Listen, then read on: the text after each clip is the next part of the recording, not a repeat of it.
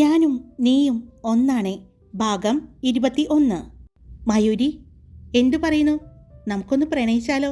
സൂര്യൻ ചോദിച്ചു. അവൾ അവനെ നോക്കി ഒന്ന് പുഞ്ചിരിച്ചു. സമ്മതിച്ചിരിക്കുന്നു. ഈ പുഞ്ചിരിയിലുണ്ട് നിനക്കുള്ള മറുപടി, ജയദേവ് പറഞ്ഞു. പറ്റില്ല. സൂര്യൻ്റെ പെണ്ണാണ്. എന്തും ആരുടെ മുഖത്ത് നോക്കി സംസാരിക്കാൻ പറ്റണം.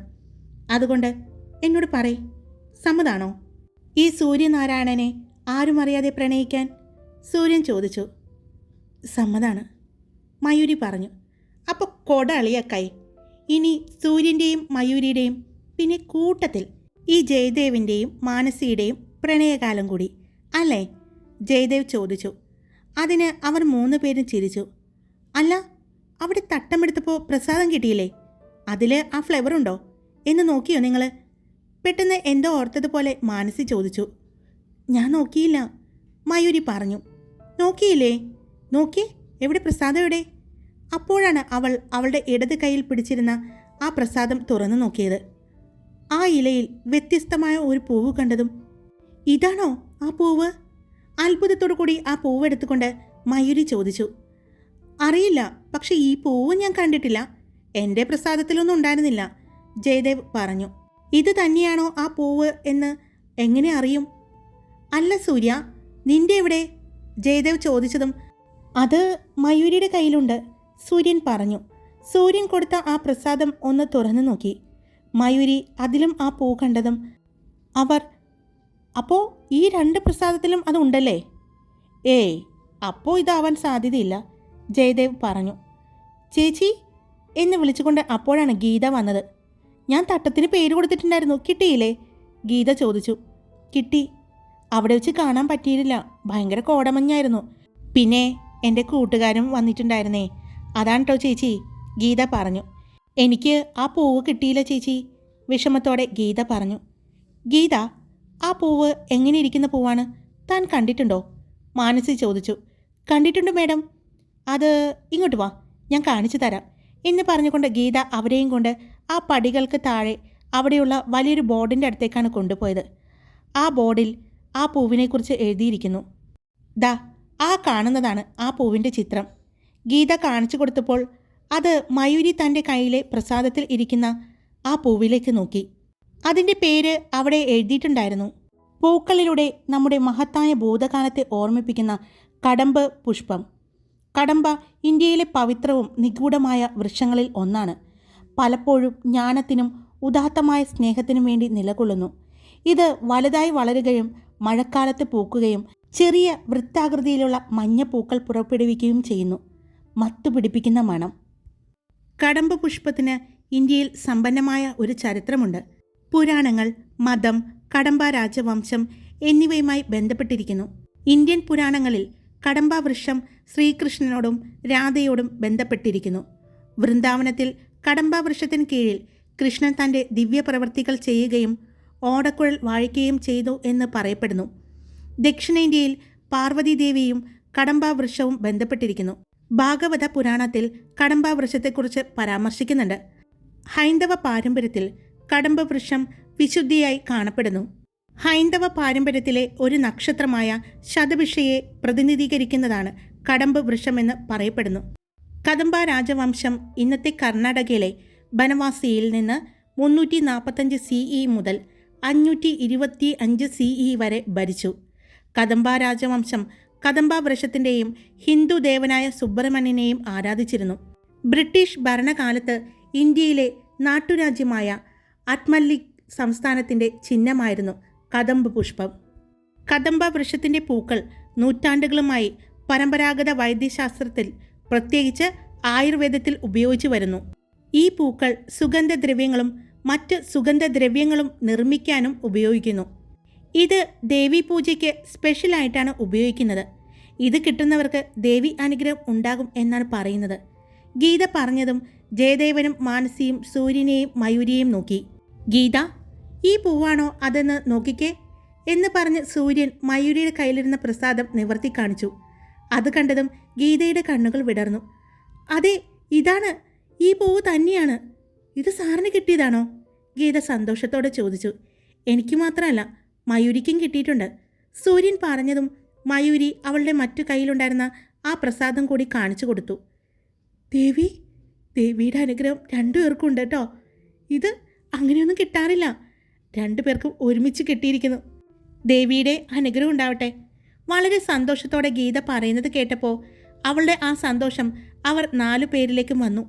ഞാനിതെല്ലാം എൻ്റെ കൂടെ വന്നവരോടൊന്ന് പറയട്ടെ എന്ന് പറഞ്ഞുകൊണ്ട് ഗീത അവിടെ നിന്നും പോയി. എടാ, ആളുകളെല്ലാം കൂട്ടമായിട്ട് ഇങ്ങോട്ട് വരുന്നതിന് മുമ്പ് നമുക്ക് പോവാം. ഇത് ഇത്രയും വലിയ സംഭവമാണെന്ന് എനിക്കറിയില്ലായിരുന്നു. ഇനി നമുക്കിവിടെ നിന്നാൽ ശരിയാവില്ല. ചിലപ്പോൾ ഇവിടുത്തെ ദേവിയും ദേവനും എന്ന് പറഞ്ഞ് നിങ്ങളെ രണ്ടുപേരെയും ചിലപ്പോൾ ഇവിടെ പ്രതിഷ്ഠിച്ചു എന്ന് വരും. അതുകൊണ്ട് പോകാം എന്ന് പറഞ്ഞ് ജയദേവൻ മാനസിയുടെ കൈ പിടിച്ച് നടന്നു. സൂര്യൻ മയൂരിയുടെ കൈ പിടിച്ചു. അത് കണ്ടതും അവൾ ഒന്ന് നോക്കി ചിരിച്ചു. അല്ല സൂര്യ, പെട്ടെന്ന് ജയദേവ് തിരിഞ്ഞു നിന്നുകൊണ്ട് പ്രണയിക്കാൻ പറഞ്ഞതേയുള്ളൂ. അപ്പോഴേക്കും കണ്ണും നോക്കി നിൽക്കുകയാണ്. ഇങ്ങോട്ട് വാടാ. ഇപ്പോൾ നീ പറയില്ല എന്ന് ഉറപ്പിക്കുകയല്ലേ? ജയദേവൻ ചോദിച്ചു. അതെ, ഇപ്പോൾ പറയുന്നില്ല. നമ്മുടെ വില്ല പ്രൊജക്റ്റിൻ്റെ ഉദ്ഘാടനത്തിൻ്റെ അന്ന്, താക്കോൽദാന ചടങ്ങിൻ്റെ അന്ന്, ആ സദസ്സിൽ വെച്ച് ഞാൻ പറയുന്നു. സൂര്യനാരായണ വർമ്മ എന്ന ഞാൻ മയൂരി ദത്തൻ എന്ന് പറയുന്ന ഇയാളെ വിവാഹം കഴിക്കാൻ പോകുന്നു എന്ന്. അന്ന് എല്ലാവരും അറിഞ്ഞാൽ മതി. അതുവരെ ഞങ്ങളൊന്ന് നടക്കട്ടെ പ്രണയിച്ച്. നീ പറയുന്നത് പോലെ പ്രണയത്തിൻ്റെ മാധുര്യം നുകർന്നുകൊണ്ട് തന്നെ അല്ലേടോ? സൂര്യൻ മയൂരിയോട് ചോദിച്ചു. പക്ഷേ നീ കുറച്ച് ഫാസ്റ്റാണ് മോനെ. ഇപ്പം തന്നെ നോക്കിയേ ചേർത്ത് പിടിച്ചിരിക്കുന്നത്. ഞാനൊന്നും ഇഷ്ടം പറഞ്ഞിട്ട് ഇത്രയും നാളായിട്ട് പോലും ഇങ്ങനെ പിടിച്ചിട്ടില്ല എന്ന് എനിക്ക് തോന്നുന്നു. ഞങ്ങൾ ഇഷ്ടം പറഞ്ഞിട്ട് ഒരു 3-4 മാസം കഴിഞ്ഞിട്ടാണെന്ന് തോന്നുന്നു കയ്യിലെങ്കിലും പിടിക്കുന്നത്. ഇതെന്താ നോക്കിയേ, തോളത്തൂടെ ചേർത്ത് പിടിക്കുന്നു, കൈ പിടിക്കുന്നു. മോനെ സൂര്യ, വിവാഹം കഴിഞ്ഞിട്ടില്ല എന്നുള്ളൊരു ചിന്ത എപ്പോഴും മനസ്സിൽ വേണം കേട്ടല്ലോ. അല്ലെങ്കിൽ പിന്നെ അത് ഓർമ്മിപ്പിക്കാൻ ഞാൻ എന്തായാലും ഇവിടെ ഉണ്ടല്ലോ. അതുകൊണ്ട് കുഴപ്പമില്ല, ജയദേവ് പറഞ്ഞു. നീ എങ്ങാനും ഞങ്ങളുടെ ഇടയിലേക്ക് വന്നാ നിന്നെ വീണ്ടും ഞാൻ ഹൈദരാബാദിലേക്ക് തട്ടും. അല്ലെങ്കിൽ വേണ്ട, നിനക്ക് സിംഗപ്പൂർ പോകാനല്ലേ ഇഷ്ടം? സിംഗപ്പൂർ കാക്കാം, സൂര്യൻ പറഞ്ഞു. ഞാൻ പോകൂല. ഞാൻ നിങ്ങളുടെ ഇടയിലേക്ക് വരുന്നുമില്ല. നിങ്ങൾ എന്താണെന്ന് വെച്ചാൽ കാണിച്ചോ. വാ മോളെ, നമുക്ക് പോകാം എന്ന് പറഞ്ഞുകൊണ്ട് ജയദേവ് മാനസിയുടെ കൈ പിടിച്ചുകൊണ്ട് നടന്നു. അവൻ്റെ സംസാരം കേട്ട് മാനസിയും മയൂരിയും ചിരിച്ചു. അതിൽ സൂര്യനും പങ്കുചേർന്നു. അപ്പോഴും സൂര്യൻ അവളുടെ വലം കൈയിൽ ചേർത്ത് പിടിച്ചിരുന്നു. അവർ 4 പേരും സംസാരിച്ച് അവരുടെ ബംഗ്ലാവിലേക്ക് എത്തി. ഗേറ്റിനടുത്ത് എത്തിയതും സൂര്യനും ജയദേവനും അവരുടെ പെൺകുട്ടികളുടെ കയ്യിൽ പിടിച്ചിരുന്ന കൈ വിട്ടു. ഇനി 2 പേരും കൂടി ഒരുമിച്ച് നടന്നോ? ജയദേവ് പറഞ്ഞതും മയൂരിയും മാനസിയും ഒരുമിച്ച് തന്നെ നടന്നു. അവർ അകത്തേക്ക് കയറി. അപ്പോൾ ഹാളിൽ തന്നെ പേപ്പർ വായിച്ചുകൊണ്ട് സൂര്യൻ്റെ അച്ഛനും ഏട്ടന്മാരും മുത്തശ്ശിയും എല്ലാവരും ഇരിക്കുന്നുണ്ട്. പോയിട്ട് 4 പേരും ഇപ്പോൾ വന്നേയുള്ളൂ. നല്ല ക്ഷീണം ഉണ്ടാവുമല്ലേ? കുറച്ച് കൂടുതൽ നടക്കാനുണ്ട്. അതുമാത്രമല്ല, കുറച്ചധികം പടികൾ കയറാനുണ്ട്. നിങ്ങൾ പോയി കഴിഞ്ഞപ്പോഴാണ് ഞാനത് ഓർത്തത്, സൂര്യൻ്റെ അമ്മ പറഞ്ഞു. നന്നായി. അവിടെ ചെന്ന് ആ മേലോട്ട് നോക്കി നിന്നൊരു നിൽപ്പുണ്ട്. എങ്ങനെയാ ഞാൻ അവിടെ എത്തിയതെന്ന് എനിക്കും ദൈവത്തിനും മാത്രം അറിയാം, ജയദേവ് പറഞ്ഞു. അപ്പോഴാണ് അങ്ങോട്ട് രാമേട്ടൻ വന്നത്. ആ, നിങ്ങൾ വന്നോ? ഞാൻ ചായ എടുക്കാം. നല്ല തണുപ്പത്ത് നിന്ന് കയറി വന്നതല്ലേ എന്ന് പറഞ്ഞ് തിരിഞ്ഞു നടക്കാൻ പോയ രാമേട്ടൻ, മോനെ തട്ടം വെച്ചായിരുന്നോ? രാമേട്ടൻ ചോദിച്ചു. വച്ചിരുന്നു. രാമേട്ടൻ രാവിലെ വന്നിരുന്നോ? ഞാൻ അതിരാവിലെ ചെന്നു, പക്ഷേ ഇപ്രാവശ്യം തട്ടം വെച്ചു. ആ പുഷ്പം കിട്ടിയില്ല, രാമേട്ടൻ പറഞ്ഞു. എന്നാ ഇതാ രാമേട്ട ആ പുഷ്പം എന്ന് പറഞ്ഞ് സൂര്യൻ മയൂരിയുടെ കയ്യിലിരുന്ന പ്രസാദം എടുത്ത് രാമേട്ടൻ്റെ കയ്യിലേക്ക് നീട്ടി. ഇത് മോന് കിട്ടിയതാണോ? രാമേട്ടൻ അത് കണ്ടപ്പോൾ തന്നെ സന്തോഷം പറഞ്ഞറിയിക്കാൻ പറ്റാത്തതായിരുന്നു. അത് രാമേട്ടൻ്റെ മുഖത്ത് നിന്ന് എല്ലാവർക്കും മനസ്സിലാവുകയും ചെയ്തു. അതെ രാമേട്ടാ, ഇന്ന് ആ ഫ്ലേവർ ഈ വീട്ടിലേക്ക് 2 വന്നിരിക്കുന്നത്, ജയദേവ് പറഞ്ഞു. 2 രാമേട്ടൻ അതിശയത്തോടെ ചോദിച്ചു. അതെ, മയൂരിക്കും കിട്ടി, സൂര്യനും കിട്ടി. അതെയോ? അത് അവിടെയുള്ള എല്ലാവർക്കും ഒരു അതിശയത്തോടെയാണ് കേട്ടത്. പിന്നീട് എല്ലാവരും ആ ഫ്ലേവർ എടുത്ത് നോക്കിയായിരുന്നു. അതിൻ്റെ സ്മെല്ല് വളരെ വ്യത്യസ്തമായിരുന്നു. എന്താ ഇതിന് മാത്രം ഈ ഫ്ലേവറിൻ്റെ പ്രത്യേകത? ആദിശ്രീയാണ് ചോദിച്ചത്. രാമേട്ടൻ പിന്നെ ആ ഫ്ലേവറിനെ കുറിച്ച് പറഞ്ഞു കൊടുത്തു. എന്തായാലും 2 പേർക്കും ദേവിയുടെ അനുഗ്രഹം ഉണ്ടെന്ന് തെളിഞ്ഞു. ഇത്രയും വർഷമായിട്ട് ഞങ്ങൾ പോയിട്ട് ഞങ്ങൾക്ക് കിട്ടിയിട്ടില്ല. നിങ്ങൾക്ക് ആ ഭാഗ്യം ഉണ്ടായില്ലേ? രാമേട്ടൻ പറഞ്ഞു. ഇത് ഇവിടെ ഇരിക്കട്ടെ, ഞാൻ വേഗം പോയി ചായ എടുത്തിട്ട് വരാം എന്ന് പറഞ്ഞ് രാമേട്ടൻ വേഗം കിച്ചണിലേക്ക് പോയി. മയൂരിയും മാനസിയും സൂര്യനും ജയദേവനും അവിടെയുള്ള സോഫയിലിരുന്നു. പിന്നീട് അമ്പലത്തിൽ പോയ വിശേഷങ്ങൾ പറഞ്ഞ് കേൾപ്പിക്കുകയായിരുന്നു ജയദേവ്. ഇന്നത്തെ ദിവസം എന്തുകൊണ്ടും നല്ലൊരു ദിവസമാണ്.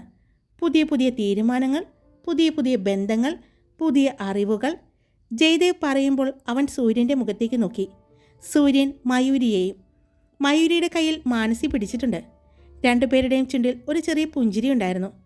സൂര്യൻ ഫോണെടുത്ത് അതിൽ എന്തൊക്കെയോ നോക്കിക്കൊണ്ടിരിക്കുന്നുണ്ട്. എന്നാൽ ഇടയ്ക്ക് മയൂരിയെ നോക്കുന്നുണ്ട്. മയൂരിയും മാനസിയും സംസാരിക്കുന്നുണ്ട്.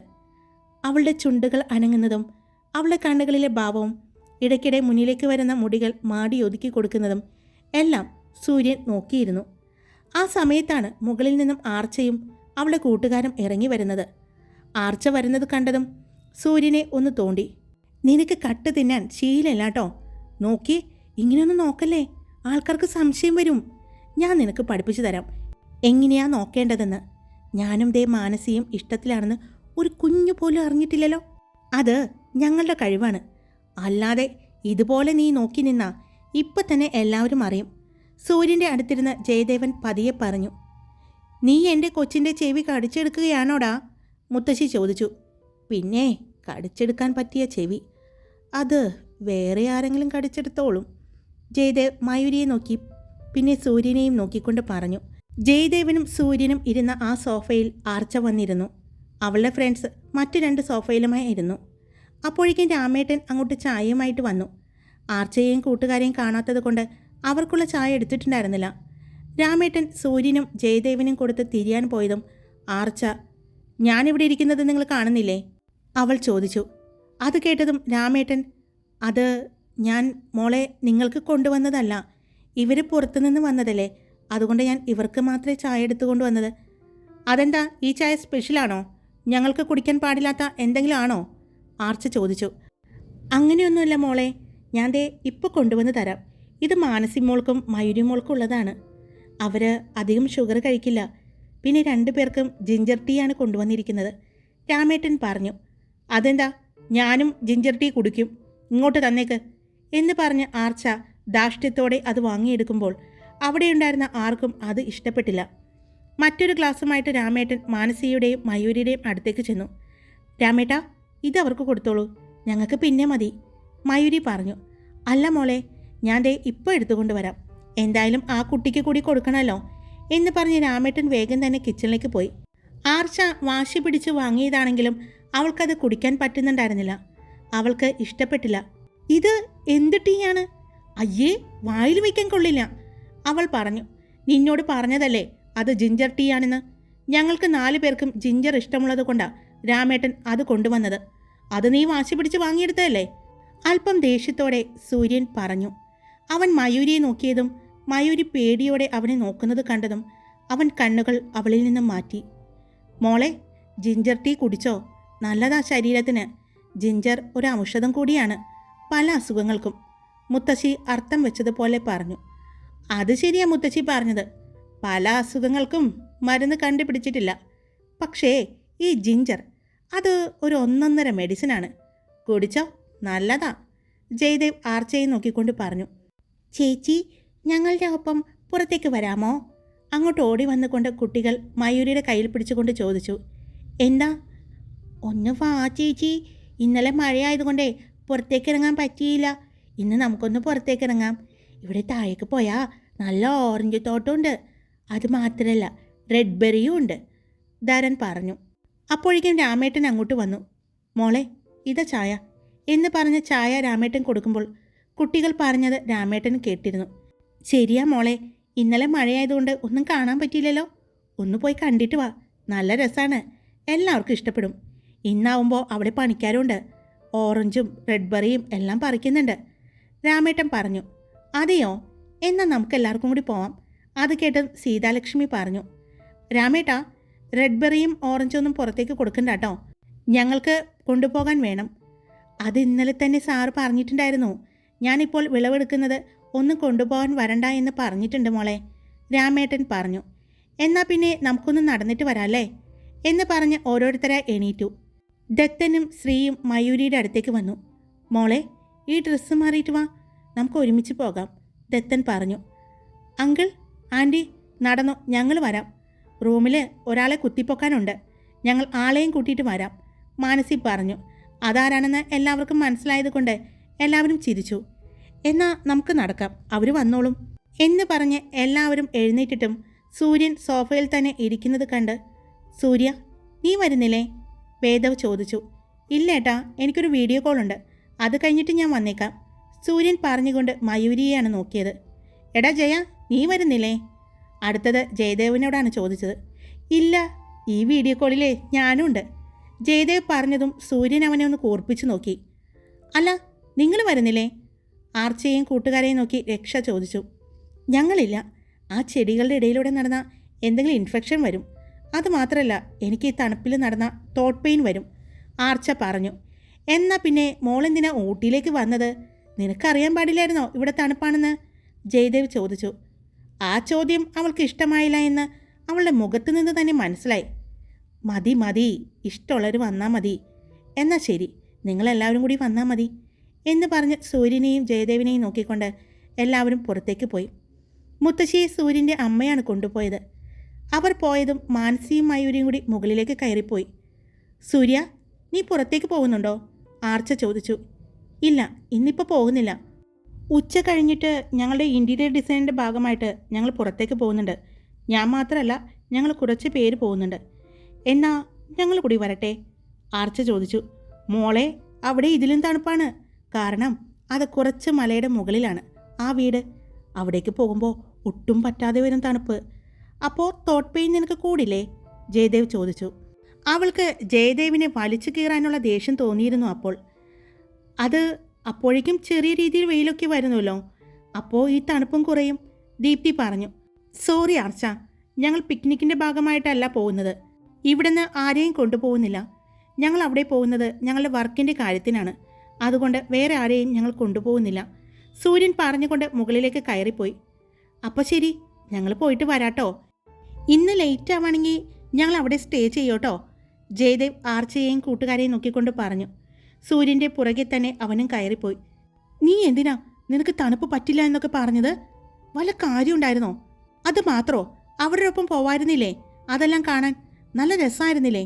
ഇപ്പോൾ സൂര്യൻ അങ്ങോട്ട് പോയി കഴിഞ്ഞാൽ പോകാൻ പറ്റുമോ?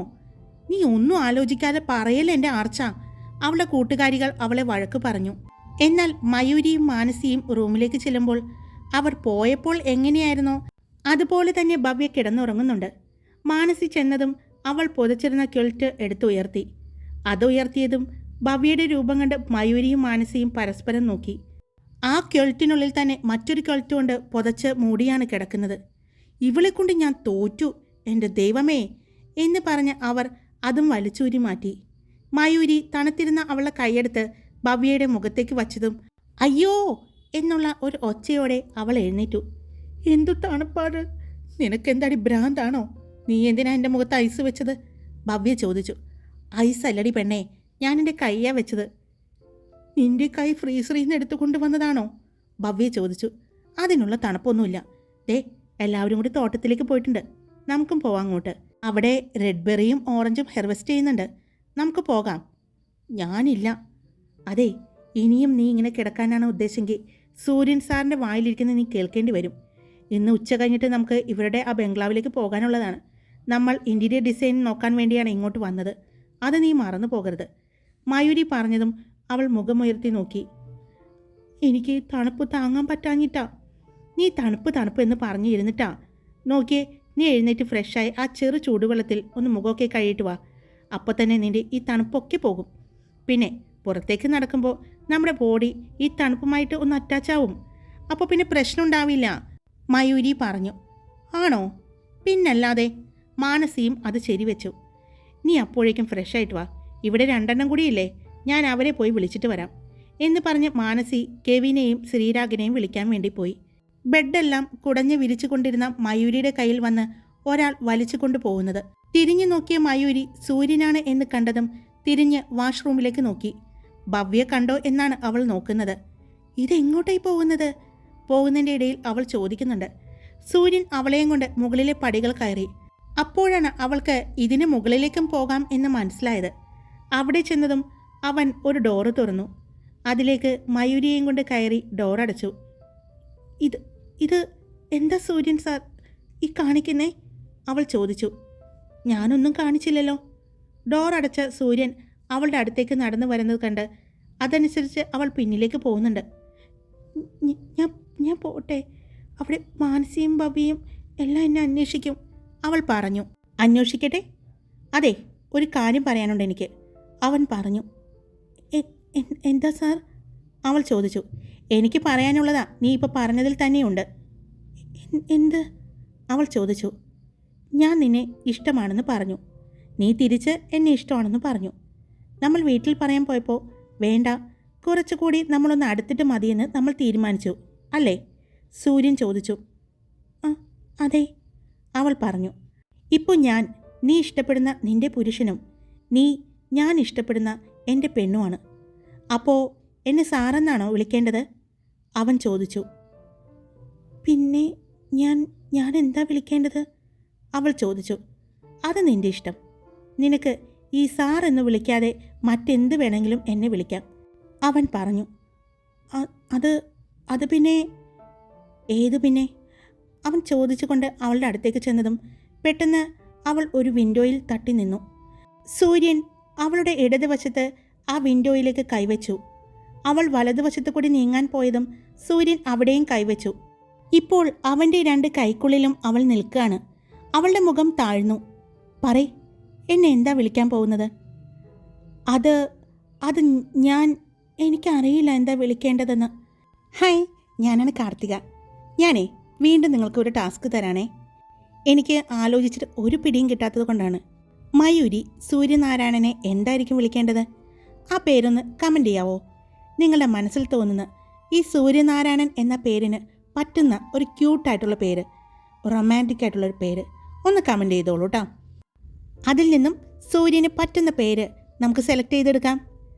എൻ്റെ പ്രണയം എന്ന സ്റ്റോറിയിലേക്കും ഞാനും നീയും ഒന്നാണ് എന്ന സ്റ്റോറിയിലേക്കും എല്ലാ കഥാപാത്രത്തിൻ്റെ പേരും നിങ്ങളാണ് എനിക്ക് സെലക്ട് ചെയ്ത് തന്നത്. അപ്പോൾ ഈ ടാസ്കും ഞാൻ നിങ്ങൾക്ക് തന്നെ തരാണ്. എല്ലാവരും കമൻറ്റ് ചെയ്തോളൂ, നമുക്ക് സെലക്ട് ചെയ്തെടുക്കാം. പിന്നെ കടമ്പ പുഷ്പം എന്ന് ഞാൻ ഈ സ്റ്റോറിയിൽ പറഞ്ഞിരിക്കുന്ന ഈ പൂവ് കടമ്പ് എന്നും കടമ്പ എന്നും കദംബ എന്നും പറയപ്പെടുന്നുണ്ട്. കദംബ എന്ന് ഗൂഗിളിലെല്ലാം സെർച്ച് ചെയ്യുമ്പോൾ കാണാൻ പറ്റും. ഇത് ശരിക്കും ദേവിക്ക് പൂജിക്കാനായിട്ട് ഉപയോഗിക്കുന്നു എന്നാണ് ഞാൻ അറിഞ്ഞത്. ആ പൂവിൻ്റെ കുറച്ച് പിക്കുകൾ ഞാൻ കമ്മ്യൂണിറ്റി ടാബിൽ പോസ്റ്റ് ചെയ്തിട്ടുണ്ട്, എല്ലാവർക്കും കണ്ടു നോക്കാം. അപ്പോൾ നമുക്ക് നാളെ കാണാം. ഇഷ്ടപ്പെട്ടാൽ ലൈക്ക് ചെയ്യുക, കമൻറ്റ് ചെയ്യുക, സബ്സ്ക്രൈബ് ചെയ്യുക. Love you all. It's me Karthika.